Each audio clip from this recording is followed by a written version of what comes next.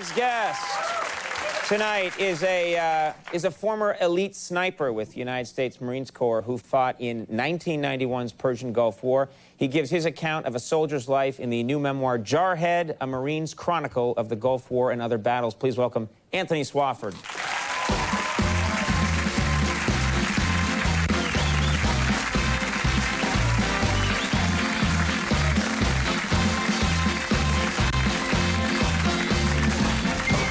You don't have to salute them. Okay. Yeah, they have no authority. It's the marching orders. They're hippies, all of them. We have a lot of, first of all, a little backstory. I had a couple of days off about a week and a half ago, and I got some books, and I've been actually wanting to read up about the Gulf because I want to have sort of informed opinions about what's going on.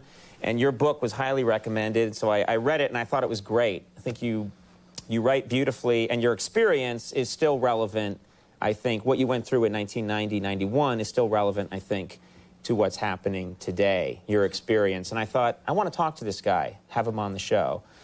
First of all, you joined the Marines when you were 18, is that right? Yeah, I was 18, December of '88 when now, I first... we have a lot of young people that watch this show, and they might be curious, why did you do it when you were 18? Because you were gung-ho. You talk about it in the book. You really wanted to join.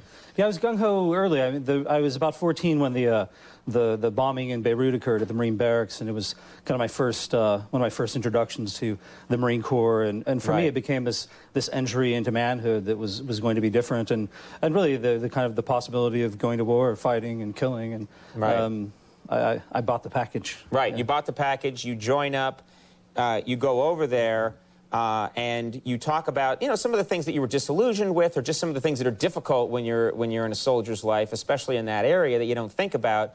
One that you talk about is digging, how much digging you have to do. You have to dig trenches constantly, foxholes, so that you'd protect yourself. But in the desert, that's really hard. And since I read your book, I've been watching TV, and every time they show footage in the field, I see in the background, everybody's digging all the time. That's a big part of life, isn't it? Oh, it is, yeah. We, in like the 6 or 8 weeks prior to the ground war beginning, we were traveling around a lot. And you know, the Marine Corps thinks that, like I thought, I knew how to dig a fighting hole once. I could dig a fighting hole every time. But the Marine Corps thinks the more fighting holes you dig, the better you get at it. But so they just, you know, so you're doing it literally all the time. Yeah, all the time. Yeah, every 3 days we were digging in, and you're digging. You know, you get a couple of shovelfuls out of the hole, and one falls in, and it's a kind of sorry process. Right. And well, the other thing, what do you think?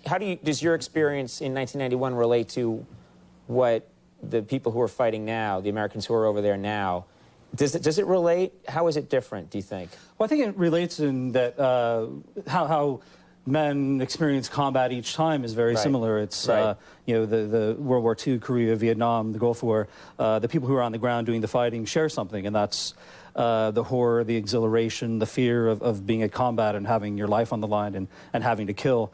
In terms of what's happening on the ground, you know, already it's different in that they're having to deal with civilians, and because there weren't in your war experience, you were dealing with troops, but you know, pushing them out of Kuwait. But now we're talking about lots of villages, and there are soldiers that are dressed as civilians. Is that right? Right, and it really complicates the equation for the Marine. If he's in a village or in a town and the soldier pops up across the street, he knows to shoot because that's the enemy. But if someone pops up in civilian garb, the decision is different, and that's a real battlefield stressor that no one who's fighting wants. So you think these troops are probably under considerably more stress because of that one main difference right now? Yeah, I think that's really on their minds, and they're having to deal with that every day. What about embedded journalists? This is a thing that's changed the whole way we're doing war right now, but journalists are now riding, you know, on patrols. They're with the soldiers. We're seeing amazing footage back home.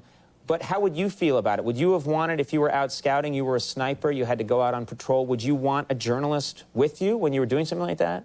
No, I wouldn't have wanted a journalist with me. And I think, you know, they're over there and they're doing brave and dangerous work. But, you know, I think it's important as viewers, as, you know, the people who are receiving these stories, that we remember that, you know, that television image is much different than what's really occurring on the ground. And we're not really getting the soldiers' experience, which is...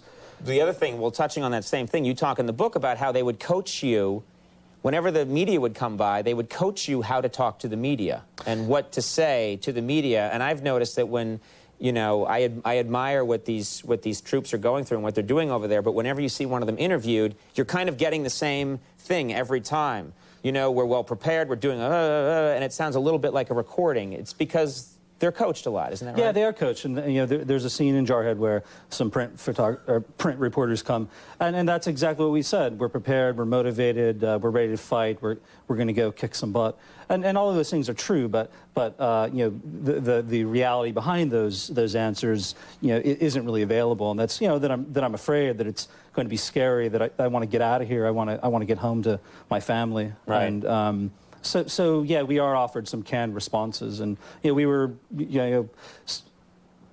gathered in a circle, and we were advised as to what to say, and advised what would happen if we didn't say what we want to say. Right. Now, you talk in the book about ways that you guys psyched yourselves up, and one of the things, for some reason, is they played a lot of '60s music really loud, like the Doors or the Rolling Stones. You talk about that in your book.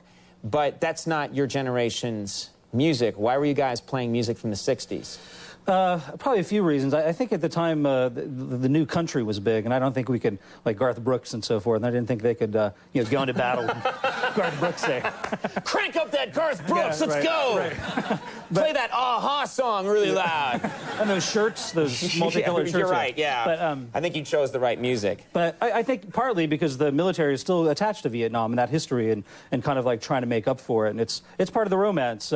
You know, the day that we got called, got put on assignment to go, we went out and bought some beer and rented a lot of war flicks. But that's the other thing that was interesting is you watch Apocalypse Now, that you said in a way that was what got you guys motivated, was watching these sort of classic war movies in a way. Yeah, they were a way that we could, there in front of us on the screen was this narrative that we were about to attach ourselves to. Which is a little ironic because some of those movies, you know, have a strong anti-war theme. So it's interesting that people are watching them to get worked up about. Right, sure. You know, the effect on the guy who's about to go fight is much different than the effect you know, on the couple sitting on their sofa somewhere. Eating popcorn.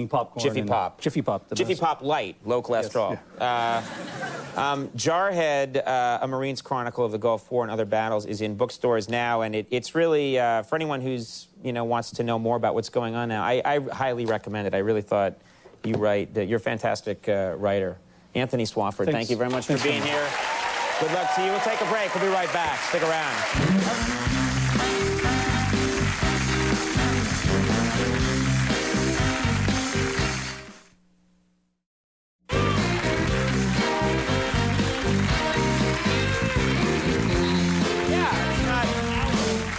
All right, everybody, that's our show. I wish we had more time.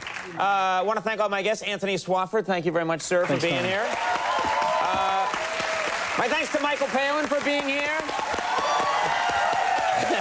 You behave. Big thanks to Colin Farrell for stopping by. Jimmy Vivino and the Max Weinberg 7 Ticket for Last Call with Carson Daly. We'll see you tomorrow.